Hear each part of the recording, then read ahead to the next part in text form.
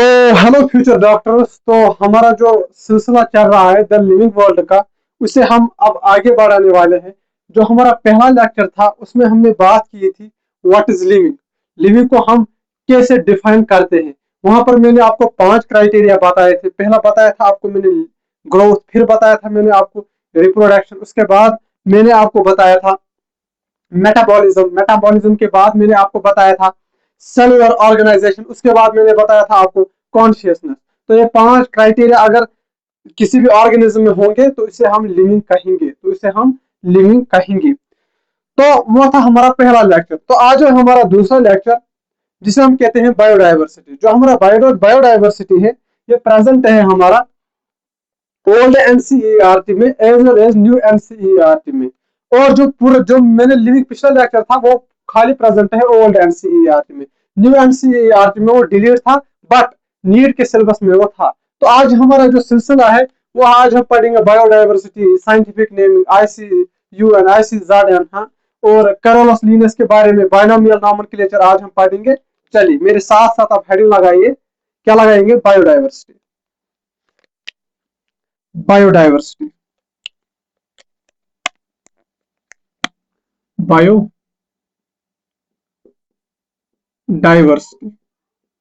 Biodiversity हम किसे कहते हैं? जितने भी तरह तरह के जीव हमारे अर्थ पर है उसे हम कहते हैं बायोडाइवर्सिटी। उसे हम कहते हैं biodiversity.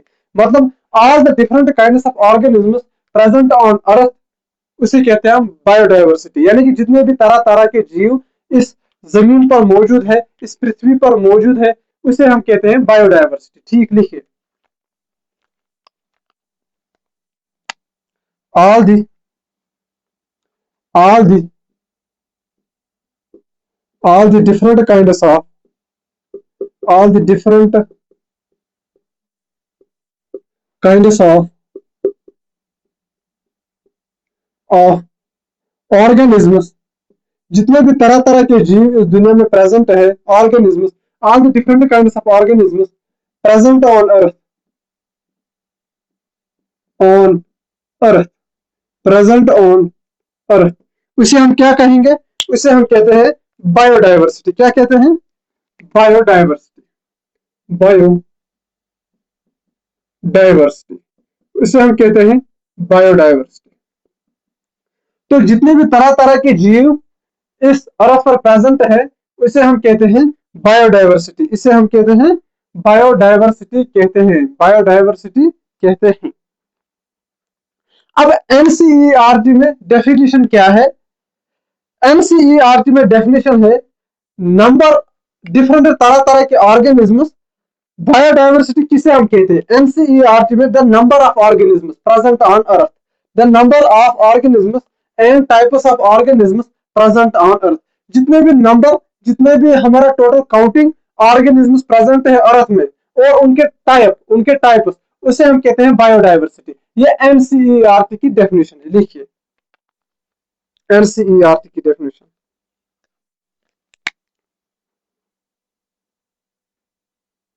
Biodiversity refers to number and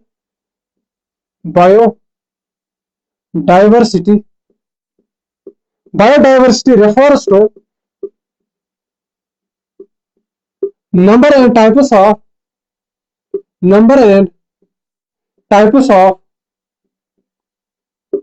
organisms present on earth।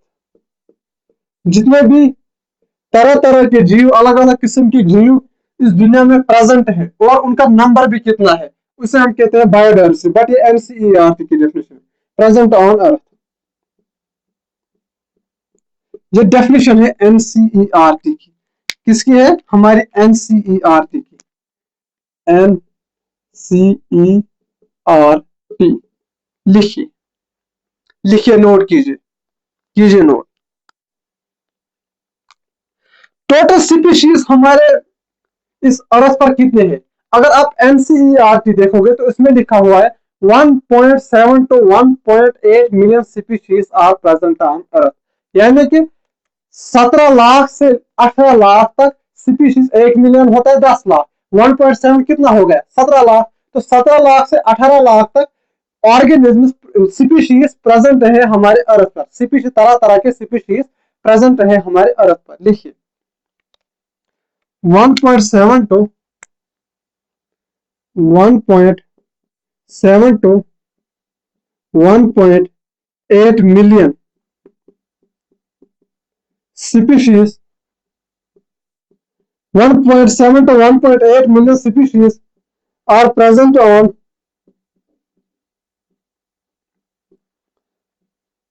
Earth. 1.7 to 1.8 million species present होते हैं हमारे अर्थ पर। ठीक, ये भी एनसीईआरटी में दिया हुआ है। अब हम पढ़ते हैं क्लासिफिकेशन। क्लासिफिकेशन किसे हम कहते हैं?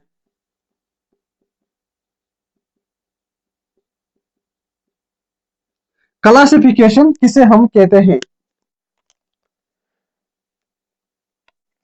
ऑर्गेनिज्म्स को ग्रुप्स में डिवाइड करा, डिवाइडिंग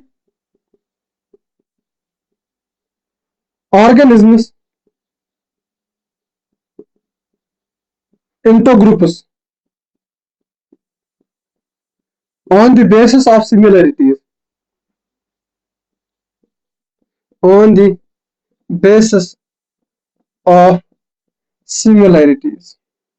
सिमिलरिटीज के बेसिस पर ऑर्गेनिज्म्स को ग्रुप्स में डिवाइड करना, ग्रुप्स में रखना, उसे हम कहते हैं क्लासिफिकेशन। जैसे हमारा है एक कैट, कैट हमारा दिखता है टाइगर से, टाइगर की तरह, तो इसको हमने, इन दोनों को हमने एक साथ एक ही ग्रुप में रखा, उसे हम कहते हैं क्लासिफिकेशन। यानी कि ऑर्गेनिज्म्स को डिवाइड करना और फिर उन ऑर्गेनिज्म्स को अलग अलग ग्रुप्स में रखना, उसे हम कहते हैं क्लासिफिकेशन, उसे हम कहते हैं क्लासिफिकेशन। आप इसको नोट कीजिए, कीजिए नोट, किया नोट? चलिए अब आप हेडिंग लगाइए taxonomy.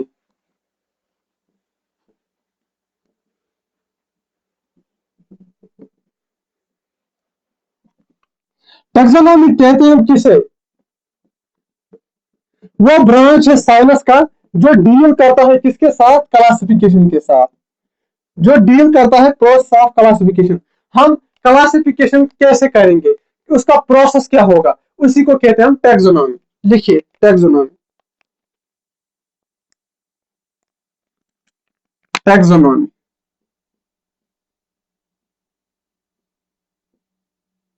Branch of science, branch of science,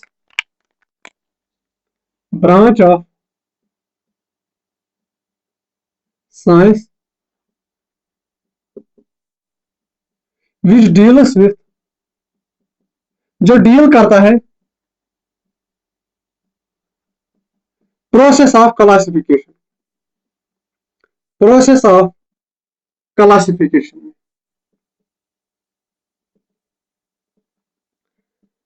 हमने एक ऑर्गेनिज्म देखा, ठीक, ये है एक ऑर्गेनिज्म, ठीक, हमें इसको क्लासिफाई करना है। हम इसको क्लासिफाई कैसे करेंगे, किस प्रोसेस में करेंगे, उसको हमें मदद देता है कौन? टैक्सोनॉमी, उसी को कहते हैं taxonomy. Branch of science which deals with the process of classification. हम एक ऑर्गेनिज्म को कैसे क्लासिफाई करेंगे, उसका प्रोसेस क्या होगा, उसे कहते हैं हम टैक्सोनॉमी। लिखिए, फिर हमारे पास आता है टाइप्स ऑफ टैक्सोनॉमी। एक तो आता है क्लासिकल टैक्सोनॉमी, यानी कि पुराना टैक्सोनॉमी, वो हम करते थे on the base of morphology, यानी कि बाहर, मॉर्फोलॉजी होता है एक्सटर्नल कैरेक्टर्स, बाहर के कैरेक्टर्स हम देखते थे और हम ऑर्गेनिज्म को डिवाइड करते थे, ग्रुप्स में रखते थे, ठीक, वो होता है हमारा क्लासिकल टैक्सोनॉमी। फिर होता है हमारा मॉडर्न टैक्सोनॉमी। मॉडर्न टैक्सोनॉमी में हम देखते हैं मॉर्फोलॉजी भी देखते हैं, बाहर वाला एनाटॉमी, अंदर का स्ट्रक्चर, साइटोलॉजी, सेल का स्ट्रक्चर भी देखते हैं, एम्ब्रियोलॉजी देखते हैं, इकोलॉजिकल इंफॉर्मेशन देखते हैं, इकोलॉजी में उसका क्या मदद देता है, वो डेवलपमेंट प्रोसेस देखते हैं। चलिए उसके बाद आप लिखिए टाइप्स ऑफ टैक्सोनॉमी। टैक्सोनॉमी को हमने दो हिस्सों में डिवाइड किया, types of, types of taxonomy, taxonomy, types of taxonomy. एक तो है हमारा क्लासिकल टैक्सोनॉमी, दूसरा है हमारा मॉडर्न टैक्सोनॉमी। क्लासिकल, और दूसरा है हमारा modern. Classical taxonomy and modern taxonomy. This taxonomy was based on the external characters, यानी कि morphology. Base of classification was on the morphology. Base of classification, basis of classification, base of classification was only morphology। उसको हमने खाली morphological basis पर group उसमें रखा है। External characters या external features, external external features, external features पर,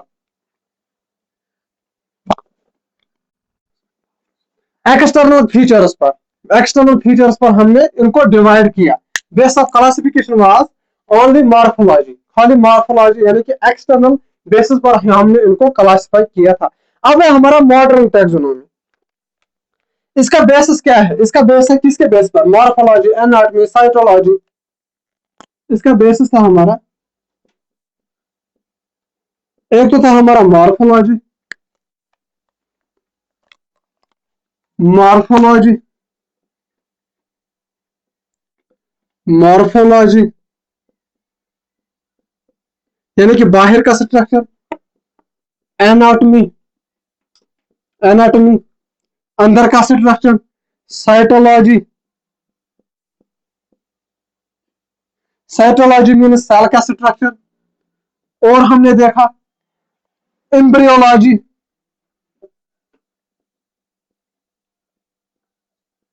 यानी कि एम्ब्रियोनिक डेवलपमेंट उसमें कैसे होती है।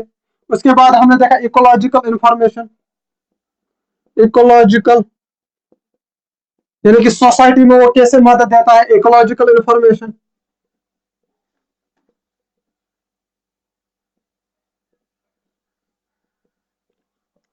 Ecological information. उसके बाद आता है हमारा डेवलपमेंटल प्रोसेस, डेवलपमेंटल प्रोसेस, वो उसमें डेवलपमेंट कैसे होती है, डेवलपमेंटल प्रोसेस यानी कि उसमें डेवलपमेंट कैसी होती है, उसमें डेवलपमेंट कैसे होती है। मॉर्फोलॉजी मैंने आपको बताया एक्सटर्नल स्ट्रक्चर, और जो हमारा एनाटॉमी है वो है हमारा internal structure, internal structure, structure. और जो हमारा साइटोलॉजी है, साइटोलॉजी मतलब सेल का स्ट्रक्चर।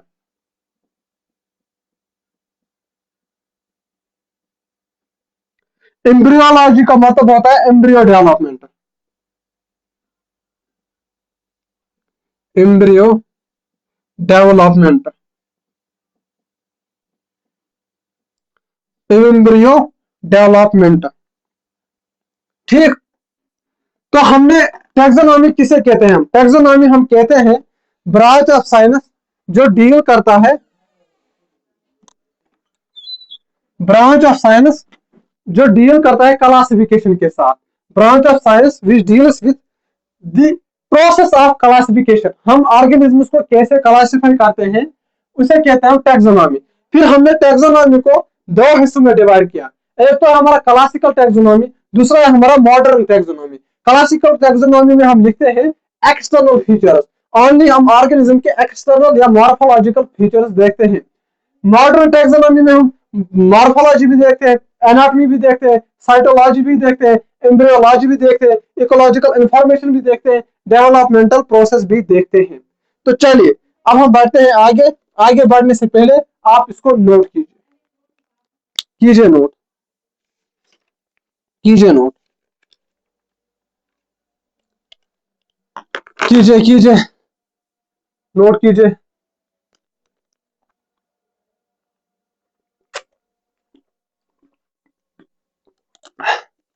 किया नोट? चलिए अब हम नेक्स्ट हेडिंग लगाएंगे जिसे हम कहते हैं सिस्टमेटिक्स। चलिए, सिस्टमेटिक्स सिस्टमेटिक्स क्या होता है? इवोल्यूशनरी रिलेशनशिप पढ़ना या फाइलोजेनेटिक रिलेशनशिप पढ़ना।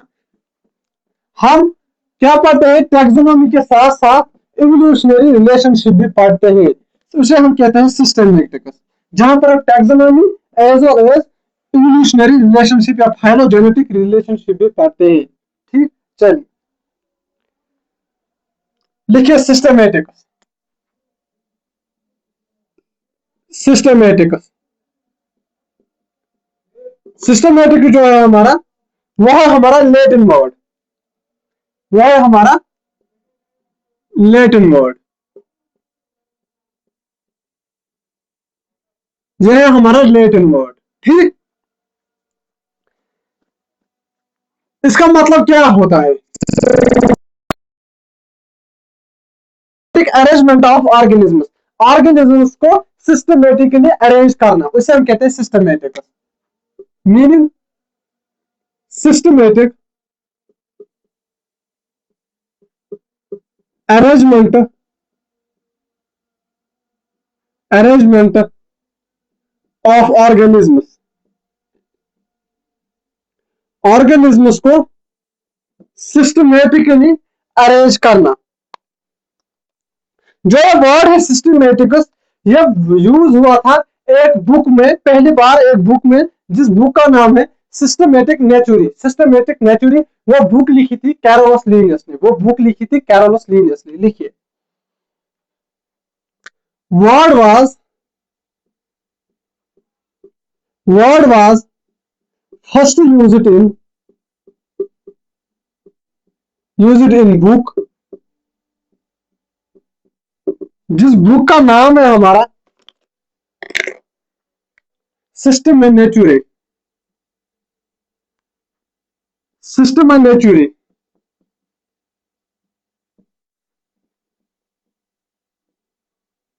सिस्टम नेचुरे यह बुक लिखी थी कैरोलस लीनियस ने, written by Carolus Linnaeus. Carolus Carolus Linnaeus ने लिखी थी, रिटन बाय कैरोलस लीनियस। ठीक, तो सिस्टमेटिक किसके बराबर होता है? हमारा सिस्टमेटिक होता है बराबर, क्या होता है? एक तो होता है टैक्सोनॉमी, उसके साथ साथ हम एवोल्यूशनरी रिलेशनशिप को ऐड करेंगे, उसे हम कहते हैं सिस्टमेटिक। ठीक, देखिए सिस्टमेटिक्स होता है हमारा टैक्सोनॉमी प्लस एवोल्यूशनरी रिलेशनशिप। दो ऑर्गेनिजम्स के बीच में एवोल्यूशनरी क्या रिलेशन है, डीएनए के बेसिस पर क्या रिलेशन है। टैक्सोनॉमी प्लस एवोल्यूशनरी रिलेशनशिप,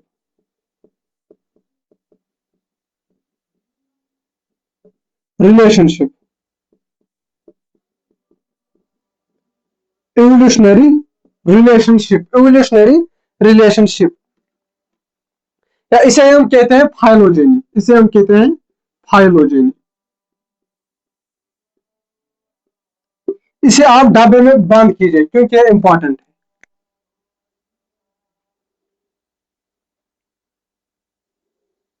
क्या बताया मैंने? सिस्टम इतना ही है सिस्टमेटिक। यह एक लैटिन वर्ड है जिसका मतलब होता है सिस्टमेटिक अरेंजमेंट ऑफ ऑर्गेनिजम्स। यह वर्ड यूज हुआ था पहले किस बुक में, जिसका नाम था सिस्टम नेचुरी, जो किसने लिखी थी? कैरोलस लीनियस ने।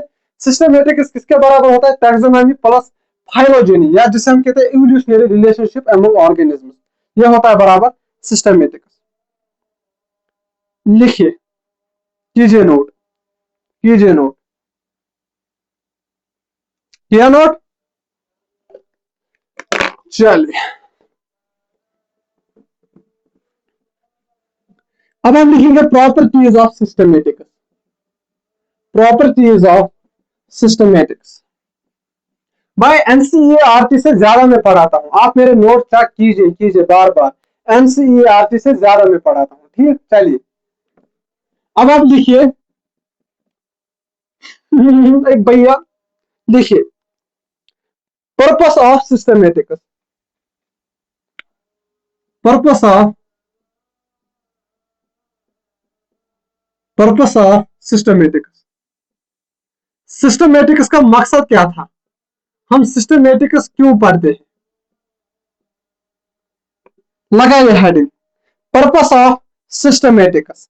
पर्पस ऑफ सिस्टमेटिक्स क्यों? ताकि हम पढ़े डाइवर्सिटी ऑफ ऑर्गेनिज्म। इस दुनिया में कितने तरह तरह के जीव रहते हैं, डाइवर्सिटी ऑफ ऑर्गेनिज्म को पढ़ने के लिए हमने सिस्टमेटिक्स को पढ़ा। लिखिए, to study the diversity of organism. To study the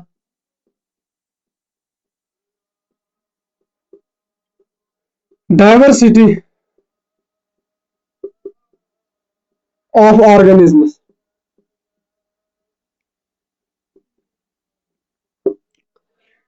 हम तरह तरह के ऑर्गेनिज्म्स को पढ़े,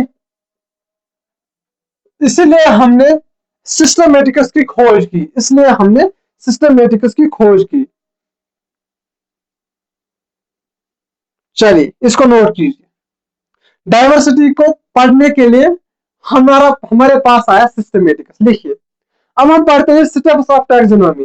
टैक्सोनॉमी के स्टेप्स क्या क्या होते हैं? पहला है हमारा कैरेक्टराइजेशन, दूसरा हमारा आइडेंटिफिकेशन, तीसरा हमारा क्लासिफिकेशन, चौथा है हमारा नॉमेनक्लेचर। पहले हम एक ऑर्गेनिज्म के कैरेक्टर देखेंगे, अलग अलग कैरेक्टर। फिर हम इसको आइडेंटिफाई करेंगे किससे मिलता है। फिर हम इसको क्लासिफाई करेंगे, इसको क्लासिफाई करेंगे। क्लासिफिकेशन के बाद उसको हम साइंटिफिक नाम देंगे, नॉमेनक्लेचर देंगे। चलिए लिखिए, चलिए लिखिए, steps of taxonomy. Steps of taxonomy.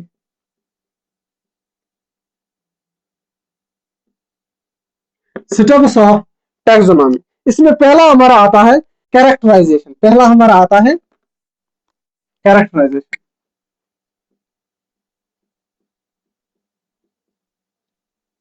Characterisation पहला है हमारा characterisation.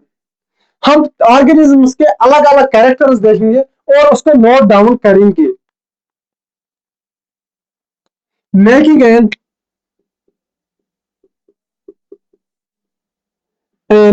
Account of characters, observable character जो हमें दिखाई देंगे, ऑब्जर्वेबल जो हम ऑब्जर्व करेंगे, observable characters of organism, of organism. यह है हमारा पहला स्टेप ऑफ टैक्सोनॉमी। कैरेक्टर्स, अलग अलग कैरेक्टर्स देखेंगे जिसे हम कहते हैं कैरेक्टराइजेशन। दूसरा हम देखेंगे आइडेंटिफिकेशन। आइडेंटिफिकेशन आइडेंटिफिकेशन हम ऑर्गेनिज्म को आइडेंटिफाई करेंगे। Identify the organism, identify the organism.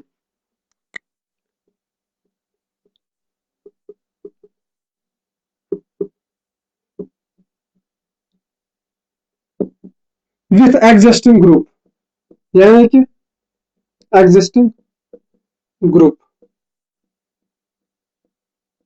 फिर हम अगर हम कैरेक्टर्स, अलग अलग कैरेक्टर्स देखेंगे, फिर हम इसके जैसा ही एक ग्रुप देखेंगे जिस ग्रुप में ऑलरेडी ऐसे कैरेक्टर्स पाए जाते हैं। अगर ऐसे कैरेक्टर्स पाए जाते हैं तो हम इस ऑर्गेनिज्म को इस ग्रुप में रखेंगे। ठीक, हम आइडेंटिफाई करेंगे ऑर्गेनिज्म को विथ एग्जिस्टिंग ग्रुप, जो जिस ग्रुप में कैरेक्टर्स इसके जैसे मिलते हैं उसी ग्रुप में रखेंगे हम इसको। फिर हम करेंगे क्लासिफिकेशन। तीसरा है हमारा क्लासिफिकेशन।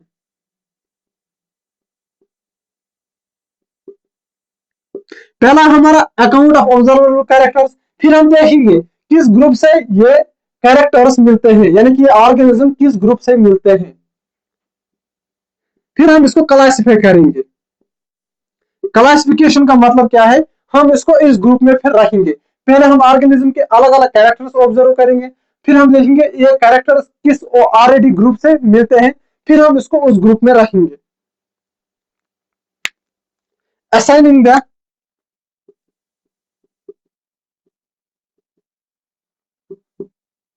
ऑर्गेनिज्म इंटो ग्रुप, फिर हम उसको ग्रुप में रखेंगे। और चौथा है हमारा नॉमेनक्लेचर। नॉमेनक्लेचर, उसके बाद हम इसको एक नाम देंगे, साइंटिफिक नेम। नॉमेनक्लेचर, नॉमेनक्लेचर का मतलब क्या है? Give a scientific name to the organism. Scientific name of the organism. हम उस ऑर्गेनिज्म को फिर नाम देंगे। जैसे हमारा अमरूद का पेड़, अमरूद, उसे हम कहते हैं मैंजीफेरा इंडिका। वैसे हम उसको फिर, जो हमने वो आइडेंटिफाई किया पहला वो ऑर्गेनिज्म, उसमें हमने फिर देखी कैरेक्टर्स, फिर हमने देखे आइडेंटिफाई किया कि वो कैरेक्टर्स किससे मिलते हैं, फिर हमने क्लासिफाई किया, उसी ग्रुप में हमने उसको रखा, उसके बाद हम उसको नाम देंगे। चलिए लिखिए, ये स्टेप्स ऑफ टैक्सोनॉमी। लिखिए, कीजिए नोट, कीजिए नोट, नोट कीजिए। फिर हमारे पास नेम्स होते हैं दो तरह के, एक तो होते हैं वर्निक्यूलर, दूसरे होते हैं साइंटिफिक। वर्निक्यूलर वो नेम होते हैं जो रीजनल नेम होते हैं, या जिसे हम कहते हैं लोकल नेम, जो स्टेट टू स्टेट या कंट्री टू कंट्री वेरी करते हैं। फिर होते हैं हमारे साइंटिफिक नेम, जो पूरी दुनिया में एक ही नाम से, जैसे कि हमारा है आम, इसे हम उर्दू में कहते हैं आम, ठीक, या इंग्लिश में उसे हम कहते हैं मैंगो। वो वेरी कर रहा है ना, पर अगर हम साइंटिफिक नेम देखेंगे वो वेरी नहीं करता है, उसका नाम है मैंजीफेरा इंडिका। वो यहाँ भी बोला जाएगा, वो इंग्लैंड में भी बोला जाएगा, वो ऑस्ट्रेलिया में भी बोला जाएगा, तो हर जगह उसका नाम होगा मैंजीफेरा इंडिका। यानी कि जो हमारा साइंटिफिक नेम है वो चेंज नहीं होता है। चलिए, कीजिए नोट, किया नोट। चलिए हम लिखते हैं टाइप्स ऑफ नेम्स। नेम्स हमारे पास दो तरह के होते हैं, एक तो होते हैं हमारे वर्निक्यूलर, दूसरे होते हैं हमारे बायोलॉजिकल, जिसे हम कहते हैं scientific name. Vernacular, biological and scientific name. लगाए हेडिंग नेम्स। नेम्स हमारे पास दो तरह के होते हैं, एक तो होता है हमारा बायोलॉजिकल या वर्निक्यूलर, वर्निक्यूलर, वर्निक्यूलर। दूसरा होता है हमारा बायोलॉजिक या फिर साइंटिफिक। बायोलॉजिकल, बायोलॉजिकल या फिर scientific.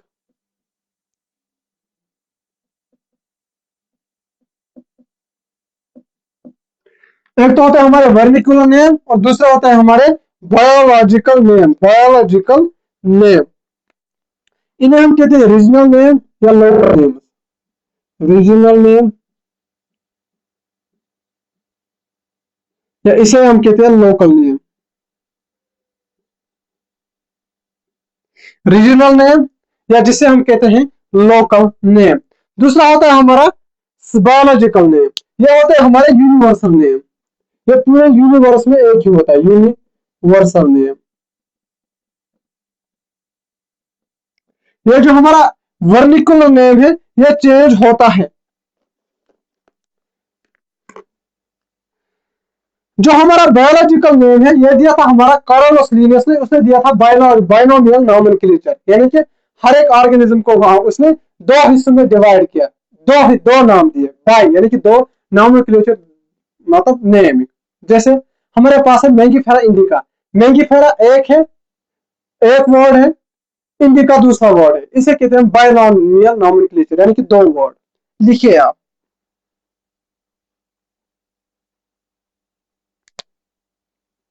concept of scientific naming by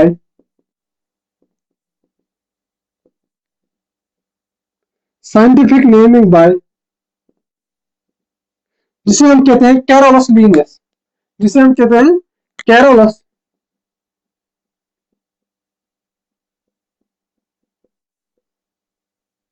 Linnaeus, या इसे हम कहते हैं फादर ऑफ टैक्सोनॉमी।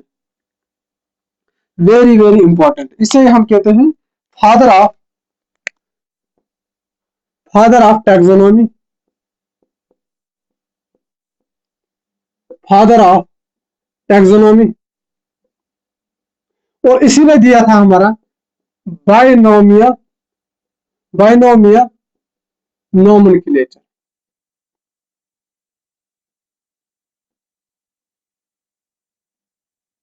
इसने हमारा दिया था बायनोमियल नोमेनक्लेचर, इसने हमारा दिया था बायनोमियल नोमेनक्लेचर। जो हमारे नेम्स होते हैं वो दो तरह के होते हैं, एक तो होते हैं हमारे वर्निकुलर नेम, दूसरे होते हैं हमारे बायोलॉजिकल नेम, या जिसे हम कहते हैं साइंटिफिक नेम। जो वर्निकुलर नेम होता है ये लोकल नेम होता है, या जिसे हम कहते हैं रीजनल नेम, जो चेंज करता है, वेरी करता है। और जो बायोलॉजिकल नेम होता है ये यूनिवर्सल होता है। ये कॉन्सेप्ट दिया था किसने, नेमिंग का कॉन्सेप्ट दिया था कैरोलस लिनियस ने, जिसे हम कहते हैं फादर ऑफ टैक्सोनॉमी, जिसने दिया था बायनोमियल नोमेनक्लेचर। अब देखते हैं हम कोड्स ऑफ नोमेनक्लेचर। हम जैसे हमारे पास अगर हमें प्लांट्स को नाम देना होगा उसके लिए हम यूज करते हैं code ICBN, international code for botanical nomenclature. और अगर हमें एनिमल्स का देना होगा उसके लिए हम यूज करते हैं ICGN, ICGN, उसे हम कहते हैं international code of zoological nomenclature. इसको नोट कीजिए, फिर मैं आपको ये दिखाता हूँ। कीजिए नोट, कीजिए नोट।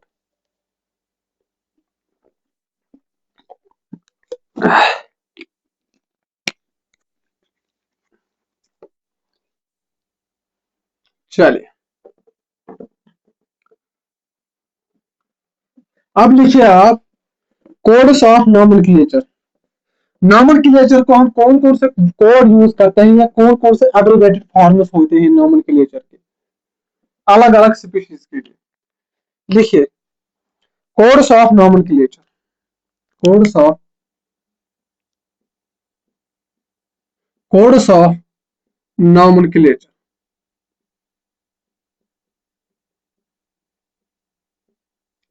कोड्स ऑफ नोमेनक्लेचर, उसमें है हमारा पहला ICBN, international code for botanical nomenclature. ICBN पहला, ICBN। लिखिए मेरे साथ साथ ICBN। इसे हम कहते हैं international code for botanical nomenclature, international, international code for botanical nomenclature.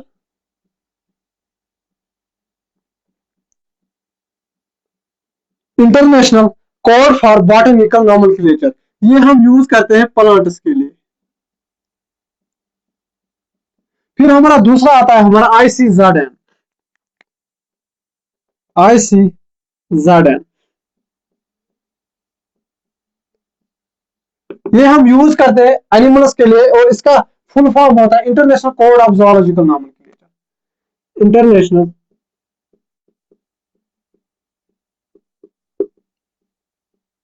International code of zoological. जू का मतलब ही क्या होता है, एनिमल, जूलॉजिकल नोमेनक्लेचर।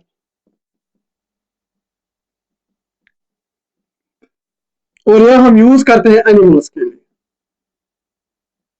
ये हम यूज करते हैं एनिमल्स के लिए। अब है हमारा तीसरा ICNB, ICNB। यह है बैक्टीरिया के लिए, international code of nomenclature for bacteria, international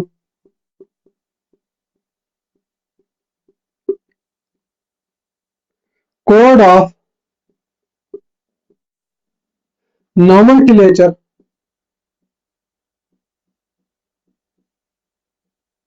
for bacteria.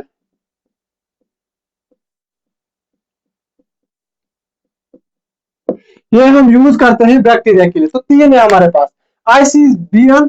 NCERT में खाली दो दिए हैं, मैंने आपको एक्स्ट्रा बताया, ठीक। NCERT में खाली ये दो दिए हैं, codes of nomenclature ICBN International Code for Botanical Nomenclature, ICZN International Code of Zoological Nomenclature, ICNB International Code of Nomenclature for Bacteria। कीजिए नोट। अब हम पढ़ेंगे बाइनोमियल नोमेनक्लेचर, जिसका पहला नेम होता है जीनस और दूसरा वर्ड होता है हमारा स्पीशीज, या जिसे हम कहते हैं स्पेसिफिक एपिथेट। और फर्स्ट जो हमारा जीनस होता है उसका फर्स्ट लेटर होता है कैपिटल, और जो हमारा स्पीशीज होता है उसका फर्स्ट लेटर होता है स्मॉल। कीजिए इसको नोट, उसके बाद मैं आपको दिखाऊंगा।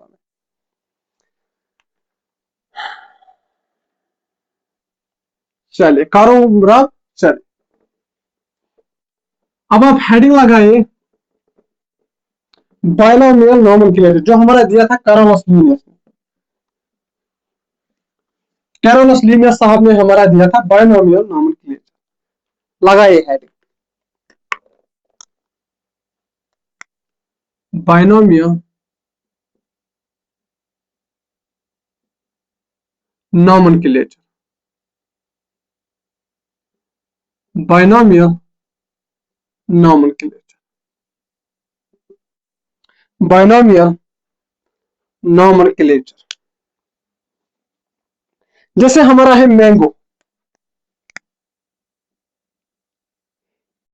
लॉजिकल नोमेनक्लेचर या बाइनोमियल नोमेनक्लेचर को हम खाली एक एग्जांपल से समझेंगे, खाली एक एग्जांपल से हम इसको समझेंगे। जैसे हमारा है मैंगो, ये कॉमन नेम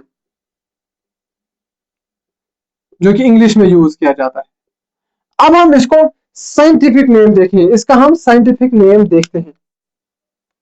मैंजीफेरा, एक मिनट यहां पर लिखिए इसे, मैंजीफेरा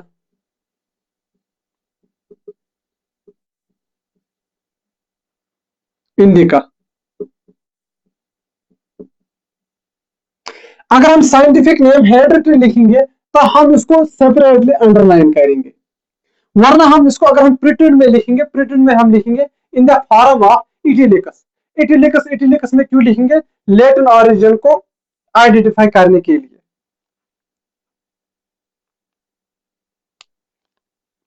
लिखिए, यह है हमारा फर्स्ट नेम,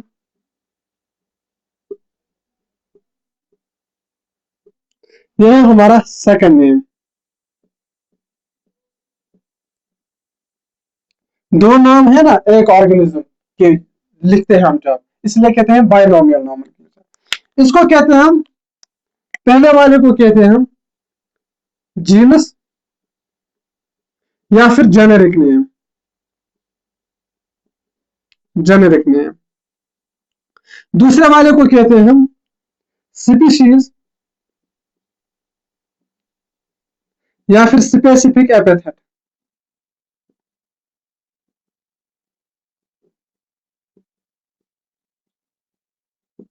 या फिर स्पेसिफिक एपिथेट। पहले नेम को हम कहते हैं, पहले वाले वर्ड को हम कहते हैं जीनस या जेनेरिक नेम, दूसरे वाले को कहते हैं स्पीशीज या स्पेसिफिक एपिथेट। जो हमारा पहला वाला है, इसके पहले लेटर को हम लिखते हैं कैपिटल। फर्स्ट लेटर इसका होता है कैपिटल में लिखते हैं हमेशा, कैपिटल। और इसके जो हमारा जेनेरिक जीन स्पीशीज है स्पेसिफिक एपिथेट, इसके पहले लेटर को हम लिखते हैं स्मॉल में। First letter in small, first letter in capital, first letter in small. और लास्ट में आता है हमारा साइंटिस्ट का नाम। पहले आता है हमारा जीनस, दूसरा आता है हमारा स्पीशीज, और लास्ट में आता है हमारा साइंटिस्ट का नाम। जैसे जो हमारा मैंगो है, मैंजीफेरा इंडिका, ये किसने देखा था, ये नाम किसने दिया था? ये हमारा दिया था कैरोलस लीनियस ने। और जो हमारा साइंटिस्ट का नाम है वो हम लिखते हैं in the Roman fashion, in the Roman fashion. उसका नाम है कैरोलस लीनियस, हम लिखेंगे खाली लिन, लिन, ऐसे लिन। यह हमारा साइंटिस्ट नेम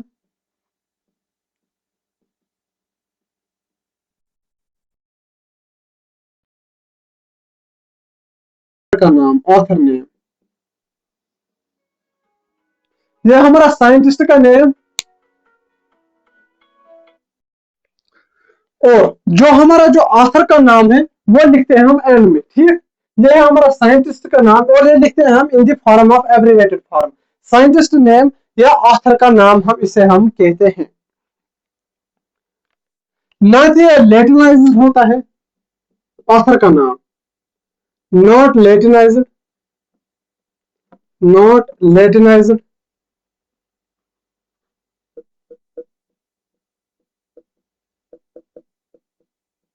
नॉट अंडरलाइन्ड, ना ही हम इसको अंडरलाइन करते हैं,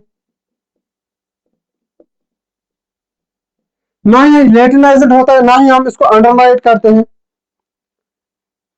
और ये लिखते हैं हम इन दी रोमन,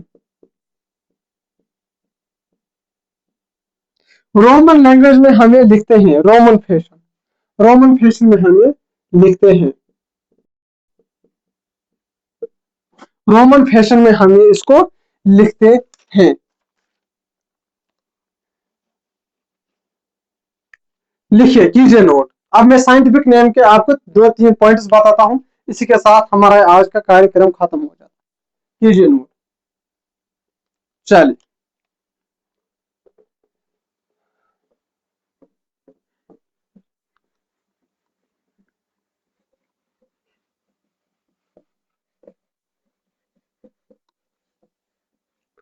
अब आप लिखिए scientific names,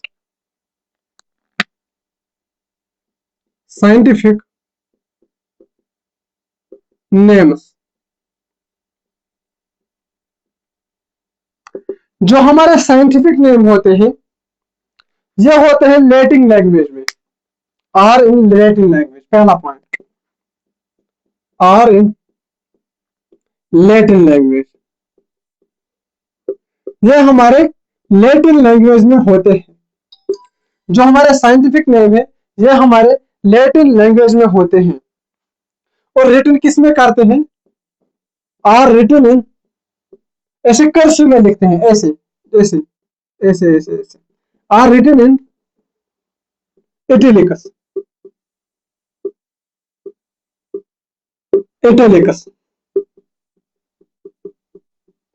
to indicate their Latin origin, to indicate, to indicate their Latin origin, their Latin origin, to indicate their Latin origin। अब हम लिखते हैं तीसरा पॉइंट। जैसे मैंने इनको जब हम हैंड रिटन लिखते हैं तो हम इनको सेपरेटली अंडरलाइन करते हैं, जैसे मैंने किया था मैंजिफेरा और इंडिका को, मैंने हैंड रिटन